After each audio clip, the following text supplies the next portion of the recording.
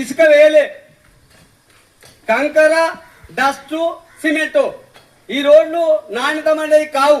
నేను ఏఈ గారికి ఫోన్ చేసిన, అయ్యా మా గ్రామంలో సీసీ రోడ్డు శాంక్షన్ అయినట్టున్నాయి, మరి ఎట్లా మీ పద్ధతి ఏమది, మీ రూల్స్ ఏంటి, ఒకసారి వచ్చి ఊళ్ళో చూసిరా అంటే 10 సార్లు వచ్చినా అన్నాడు.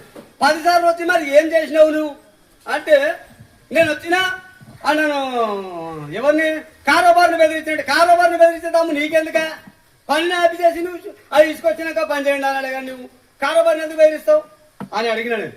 అంటే సరే నేను వస్తాను. ఇప్పుడు చేసినా ఏమైనా వస్తున్నావా, మరి అందరు అధికారులు ఉండాలి కదా అంటే నేను దవాఖానకు వస్తున్నాను అంటున్నాను. అది ఏదో నీవు వచ్చి చూసి అది చేయాలంటే ఆ ఎంక్వైరీకి అప్పుడు కూడా నేను వస్తానే మీరు ఉండాలి అంటున్నాను. దయచేసి అవి ఉండాలి. తర్వాత గ్రామ పంచాయతీల బడ్జెట్ ఎన్నిసార్లు రిలీజ్ అయింది, ఎంత వచ్చింది, ఎంత ఉన్నది, ఎంత ఖర్చు అయింది మాకు వెంటనే చెప్పాలి. మేము అది కూడా తెలుసుకుంటాం. ఇక నుంచి ఏ సమస్య ఉన్న గ్రామంలో ప్రజా దర్బార్లోనే మాట్లాడతాం, ప్రజల సమస్యలనే మాట్లాడతాం, ప్రజల సమస్యలు ప్రజల ముందే మాట్లాడతాం.